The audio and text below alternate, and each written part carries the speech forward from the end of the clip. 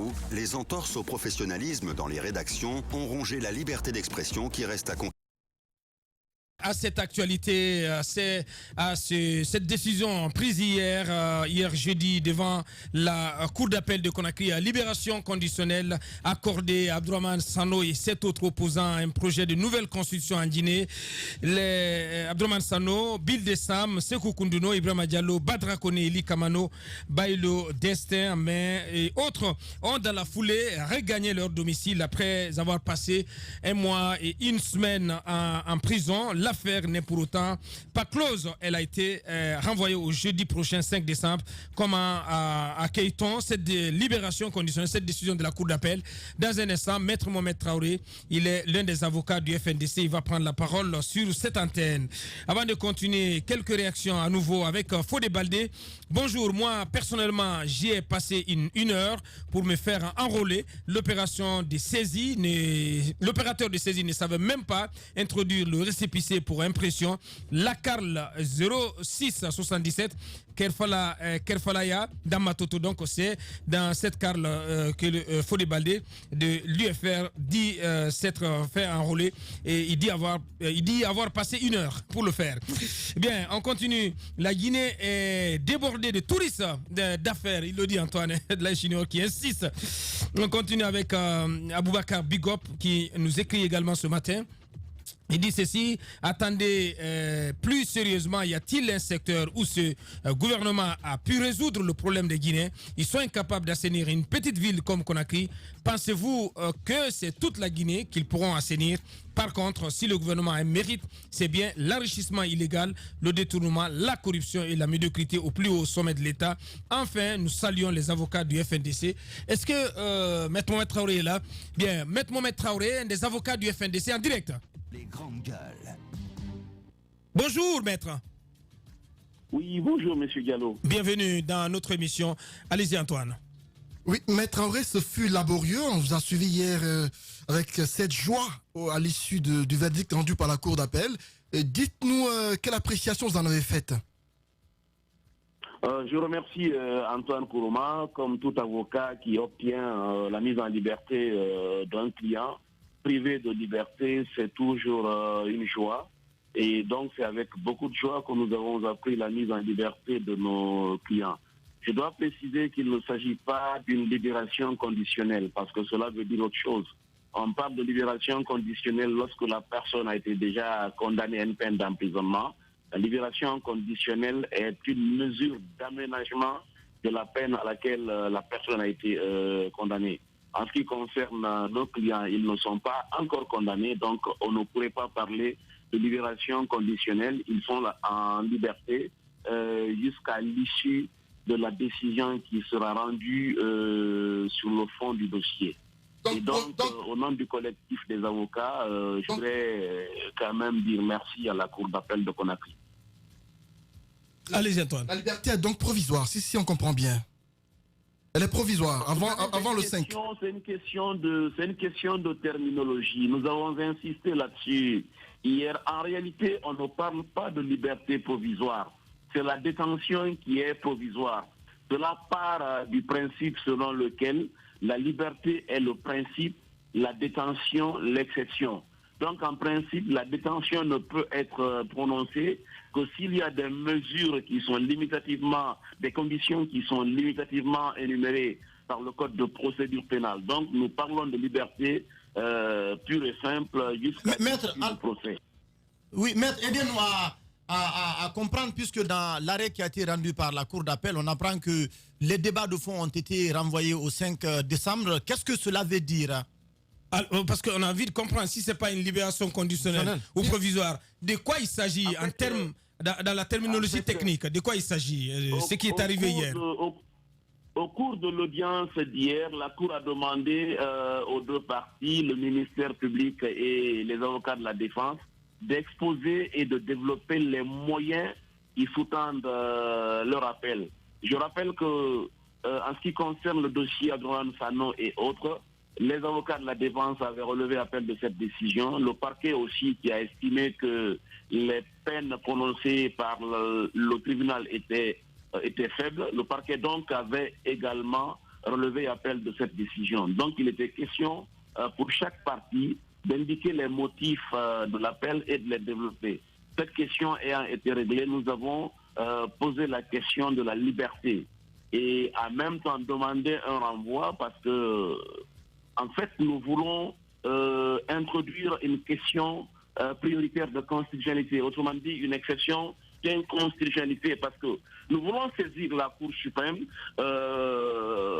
d'une exception concernant l'article 632 du Code pénal qui parle d'appel à un attroupement non armé. Cette disposition légale, telle que formulée, constituerait à terme un obstacle à toute manifestation, ce qui serait en contradiction avec les dispositions de l'article 10 de la Constitution. Évidemment, nous ne pouvions pas exposer tout cela hier devant la Cour. Nous sommes simplement contentés de demander un renvoi afin de nous permettre de mieux affûter nos armes. Mais un renvoi quand même qui permet quand même la libération de... qui permet à vos clients de rentrer chez eux. On insiste là-dessus à nouveau. Comment vous appelez cela en termes techniques? C'est une mise en liberté. C'est aussi simple que cela. Il n'y a pas une autre appellation. Les grandes gueules. Simple. Parce qu'en fait, la question, c'est de savoir entre la détention et la liberté, qu'est-ce qui est provisoire? Et les textes sont très clairs. C'est la détention qui est provisoire. La détention ne peut pas être provisoire, telle que formulée par le législateur, et que la liberté soit provisoire aussi. En fait, c'est un abus de langage de parler de liberté provisoire.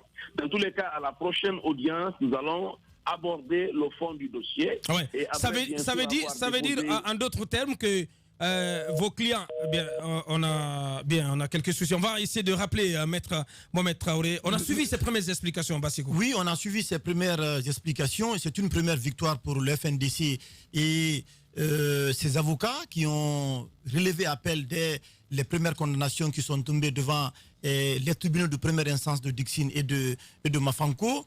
Ce que je relève dans cette démarche, c'est qu'il faut reconnaître que pour une fois, la justice guinéenne quand même a essayé d'examiner, donc c'est-à-dire tous les paramètres en tout cas qui ont été soumis à ces... On n'est pas rentré dans le débat de fond. Non, attendez s'il vous plaît. Mais qu'est-ce qui a concouru à cette libération? C'est la question. Peut-être, on ne sait pas, peut-être qu'il y aurait eu peut-être des pressions peut-être sur le gouvernement et à vouloir donc reconsidérer sa position, parce qu'il faut quand même rappeler que Abdraman Sano ici ont été quand même arrêtés et sur des intentions donc à manifester. Ils ont été condamnés et ils ont été condamnés après et ils ont été envoyés à la maison centrale. Maintenant, est-ce qu'on a tous les éléments aujourd'hui pour essayer de comprendre quelles sont les raisons qui ont amené la justice donc la cour d'appel notamment à casser donc la décision qui a été prise donc en première entente? Elle n'est pas cassée. Oui, non, elle n'est pas cassée, mais c'est une... voilà, elle est plus ou moins annulée aujourd'hui à Boubacar Diallo. La décision qui a été prise en première instance. Oui, mais la décision qui a été prise... Les débats de fond n'ont même pas commencé. Oui, mais la décision qui a été prise... Aboubacar Diallo, c'est une liberté qu'on les a accordée. Ces 8 détenus ne repartiront plus en prison, c'est fini. C'est une liberté définitive, moi, à mon avis. Parce que pour moi, certes, les avocats... Je m'en tiens aux procédures. Aboubacar, nous connaissons ce pays. Nous connaissons ce pays. Vous ne me direz pas que Abdraman Sano et les autres vont repartir en prison. Ils n'iront plus en prison. C'est une liberté définitive. Ce que je retiens, Maître Traoré, Maître Salif Béavogui et les autres ont abattu un gros boulot, nous le reconnaissons. Mais dans ce cas de figure-là, j'estime que ce n'est pas forcément le travail qui aboutit à cela. Il y a de la politique qui s'est invitée dans la danse. J'en suis pratiquement sûr. Il y a une chose qui est évidente, c'est qu'il faut aplanir un peu les positions et faire en sorte qu'il y ait un certain fléchissement, une certaine décrispation politique de la crise. On a tous suivi la manifestation de FNDC mardi, réclamant la libération de leurs camarades. 5 fois de suite, ils sont sortis et 5 fois, on a réclamé à ce que leurs amis soient libérés. Et donc, j'estime que cette pression-là, le gouvernement n'en peut plus. Rappelez-vous que les avocats dont Maître Traoré ont dit récemment qu'ils ne feraient plus de procès devant la cour d'appel. Qu'est-ce qui, en l'espace de quelque temps, a bien pu amener à reprendre des procès devant la cour d'appel de Conakry? Je me pose la question. Pourquoi précipitamment on oublie la décision prise par le barreau qui avait intimé à ce que les avocats désormais ne prennent plus part au procès devant la cour d'appel et qu'il n'y a pas de décision officielle prise afin que cela puisse recommencer et qu'on revienne brusquement reprendre des procès devant la Cour. On ne nous a pas répondu encore à cette question. Mais ce que je dis, c'est que la politique n'est pas loin de cette histoire. Parce que pour moi, la libération de Sano et les autres, c'est une façon de décrisper la situation actuelle et amener le FNDC à fléchir un peu sa position. C'est une des demandes qui a été honorée par le gouvernement, je vais le dire ainsi. Et l'autre, c'est la rénonciation d'Alpha Condé au 3e mandat. Parce que l'une des conditions pour qu'on reprenne le dialogue, c'était la libération des prisonniers au niveau de la maison centrale. Maintenant que cela est fait, l'autre question, c'est est-ce qu'Alpha Condé, tel que demandé par le FNDC, va renoncer au 3e mandat? Là, c'est la grosse question et j'attends de voir ce qui va se passer à la suite. Mais j'estime que ce qui se passe, la politique n'est pas loin. Allez-y, Mohamed Ali. Alors, moi, j'ai l'impression qu'il y a quelqu'un qui est quelque part et qui contrôle tout ceci. Au fait, il appuie sur un bouton et puis une action se déroule. Peut-être c'est bizarre ce que je suis en train de dire, mais quand je remarque, c'est ce qui se passe. Alors, on parle d'une première victoire. Je ne sais pas exactement une première victoire, ça veut dire quoi et c'est par rapport à quoi, mais je fais une comparaison, par exemple. Avant le 10, je prends le 10 octobre, à partir du 10 octobre. Avant la manifestation, c'était les mêmes réclamations avec le FNDC. Non à un 3e mandat, nous allons sortir pour dénoncer. C'est ce qui a été préparé durant longtemps. Après, le gouvernement a arrêté les membres de la société civile, notamment, qui composaient ce FNDC, enfin, les leaders de la société civile, qui composaient le FNDC. Ils sont allés en prison. Aujourd'hui encore, ils sont, enfin depuis hier, ils sont chez eux et donc ils sont libres. Ça veut dire qu'on revient à la situation du 10 octobre dernier, c'est-à-dire avant les manifestations. Entre-temps, ce qui s'est passé et que moi je constate, c'est qu'il y a des jeunes qui ont été assassinés, il y a donc des jeunes Guinéens qui sont morts, il y a eu des dégâts matériels, il y a eu autre chose que ce qu'on aurait souhaité. Pourquoi au juste?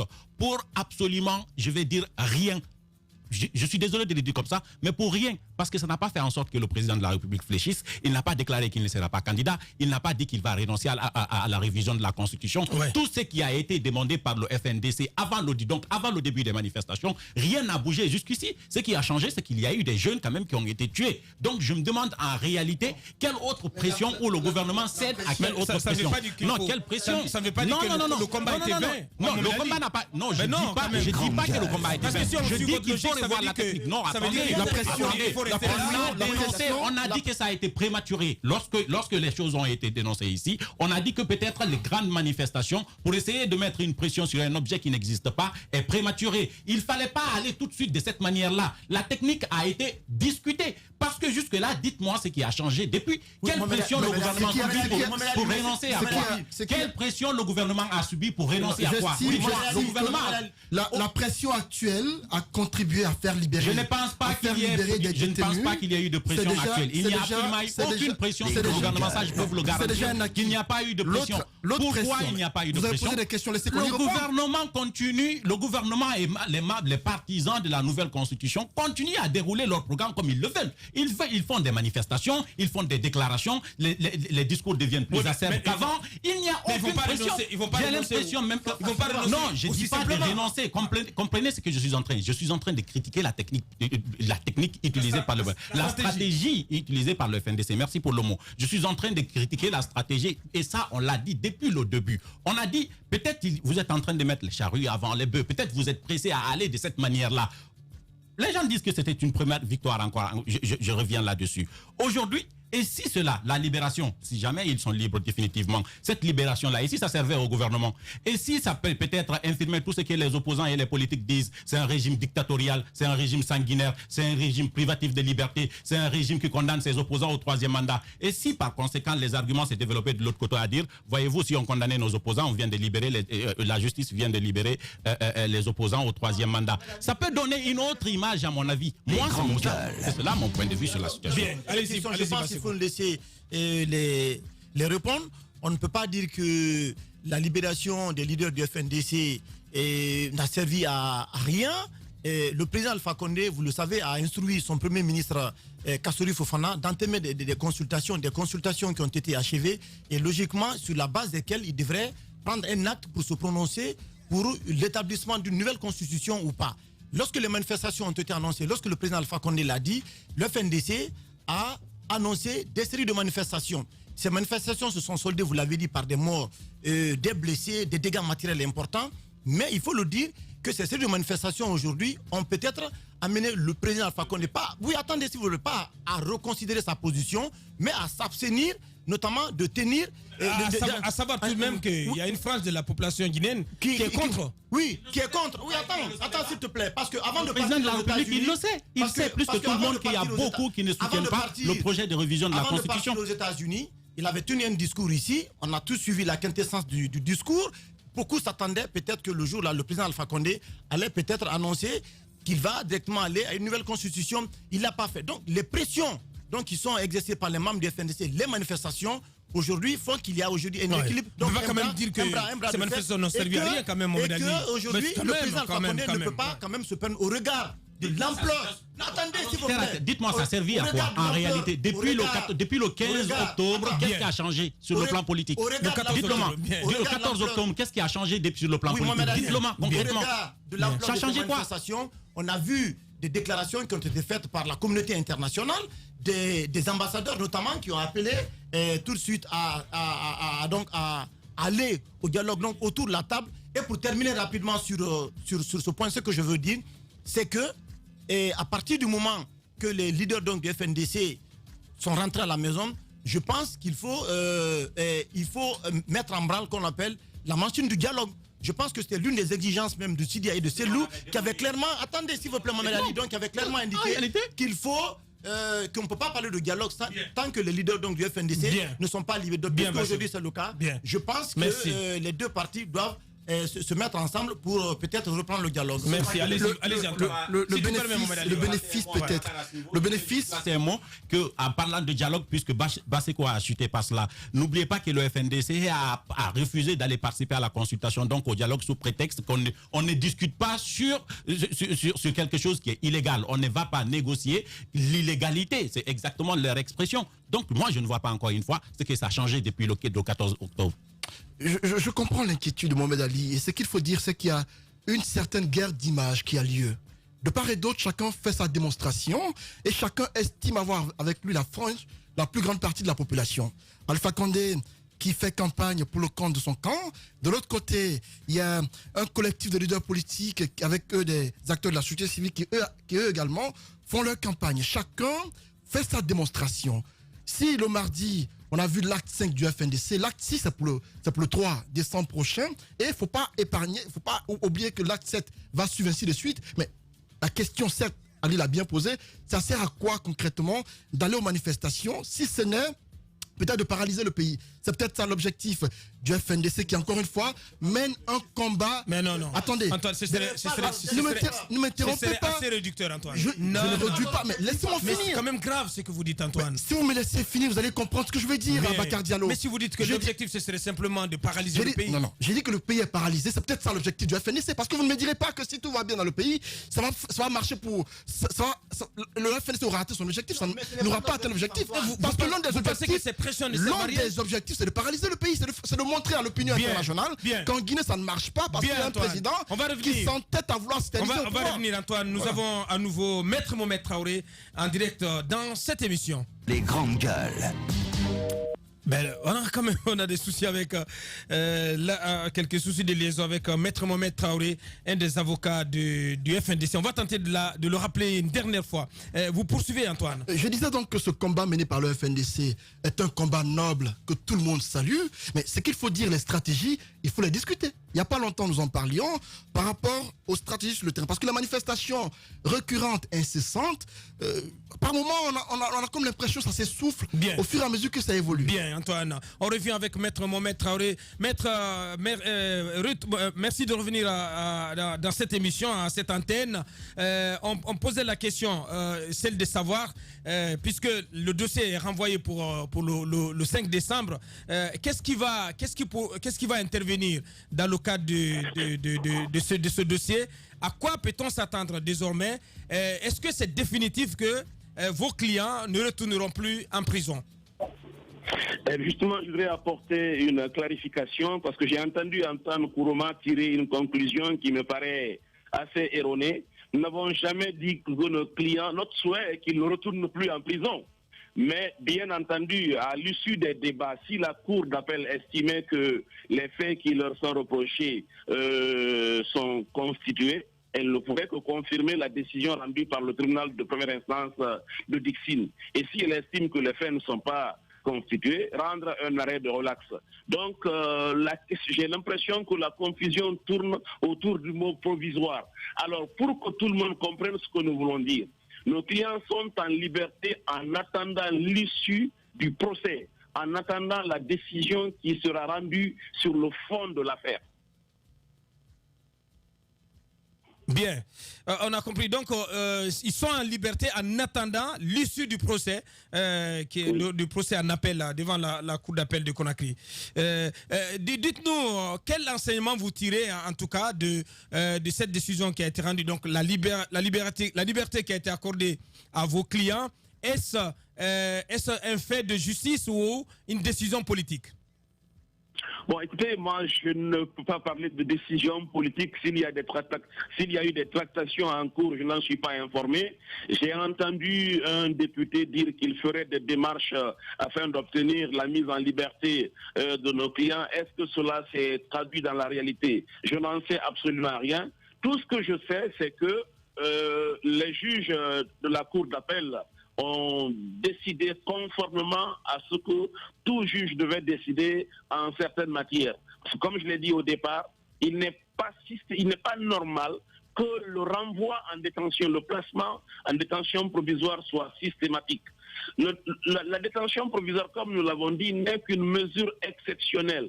Dès lors que les personnes poursuivies présentent des garanties suffisantes de représentation, dès lors qu'il n'est pas établi que ces personnes-là ont l'intention de se soustraire à la justice, dès lors qu'il est établi qu'il n'y a pas de risque qu'il y ait concertation entre les personnes poursuivies, dès lors qu'il est établi qu'il n'y a pas de risque de destruction des preuves de l'infraction, il n'y a pas de raison qu'on les place en détention provisoire. Cela devrait valoir pour toute personne pénalement poursuivie. Malheureusement, chez nous, on a tendance parfois à transformer le principe en exception et l'exception en principe. Bien. Maître Mohamed Traoré, un des avocats du FNDC en direct dans cette émission, nous explique à vous dire merci, maître. Merci d'avoir répondu à nos questions ce matin. Merci également à vous. Bien, merci. Il nous reste plus que 2 minutes, 3 minutes, Antoine. On s'intéresse aux personnes handicapées qui vont donc célébrer leur journée le mardi 3 décembre, qui coïncide donc à une nouvelle journée de marche à l'appel du FNDC, Antoine. Hier, ils nous ont appelé, l'association des personnes handicapées, qui d'ailleurs va prendre la parole ce matin, qui nous ont posé leur inquiétude par rapport au 3 décembre, parce que c'est la journée mondiale des personnes handicapées. Et à cette occasion, il y a une coïncidence qui est la marche du FNDC ce jour-là. Et donc, leur inquiétude, c'est que la manifestation du FNDC ne vienne un peu gâcher la fête. Et donc, ils ont un plaidoyer à faire ce matin par rapport au leader du FNDC. Ils veulent lancer un appel afin que la manifestation soit reportée pour que les personnes handicapées puissent faire leur fête ce jour-là et voir comment ils pourraient, comme chaque année, pouvoir bénéficier de l'attention de tout le monde. Ça, c'est humanitaire. Voilà, donc ce message devrait tomber dans de bonnes oreilles du côté du FNDC. Tardivement, on a reçu le coup de fil hier, mais on a dit qu'on leur donnera la parole ce matin afin qu'ils puissent s'exprimer. Bien, et sans plus tarder, une porte-parole de l'association des personnes handicapées de Guinée, à la personne de Maria Massila, en direct. Bonjour. Bonjour, monsieur. Bienvenue dans notre émission. Vous célébrez le mardi 3 décembre la journée internationale des personnes handicapées. Et à cette occasion, vous avez un appel à lancer à l'endroit du FNDC, madame. Oui, l'appel que j'ai annoncé au niveau du FNDC, nous sommes trop inquiètes, parce que ça coïncide à notre journée. Donc, l'appel que je vais lancer à FNDC, c'est de nous accepter et venir à notre fête, célébrer la fête avec nous en reportant leur marche là, parce que nous sommes des personnes handicapées et cette journée, elle est une journée internationale. Elle sera célébrée dans toute l'étendue du territoire national guinéen et dans le monde entier. Donc nous ne voulons pas que nous soyons en marge de cette journée, D'accord. Madame, quelle démarche avez-vous faite déjà dans ce sens? Est-ce que vous avez rencontré les leaders du FNDC? Un courrier a été envoyé. Qu'est-ce qui a été fait déjà? Bon, hier on a envoyé des courriers, mais malheureusement ils n'étaient pas là-bas, mais on a laissé à leur siège là-bas éventuellement, certainement, ils vont nous répondre. Et nous aussi, on a fait une déclaration avec votre chose là, espace. On a fait une déclaration hier au FNDC et à la population guinéenne. Bien, on a compris l'essentiel. Mariama Silla de l'Association des personnes handicapées de Guinée. Donc, ces personnes handicapées qui adressent en tout cas un plaidoyer au FNDC, Front National de la Défense de la Constitution, pour que ce front accepte d'ajourner sa prochaine manifestation, donc qui coïncide avec leur journée. C'est terminé pour ce numéro, la dernière représentation au compte de cette semaine. Merci à tous les chroniqueurs. Merci à notre équipe de réalisation du jour, à Amadou Sow du côté de la radio. Grand merci aussi à toute notre équipe mobilisée du côté de la régie, Nala et Sidibé, l'homme de nuit Alassane Diallo. Merci à tous en tout cas, parce qu'on n'a pas tous les noms du côté de la régie. Grand merci à vous qui nous avez suivis à la radio partout où vous êtes, mais aussi à vous qui nous avez suivis à la télévision un peu partout à travers. Et une pensée à ce grand auditeur Seiba Kondé du côté de l'Hérault, c'est dans Sigri, si je m'abuse. Merci de l'attention. On remet ça lundi avec le Turbo. Portez-vous bien et bon week-end.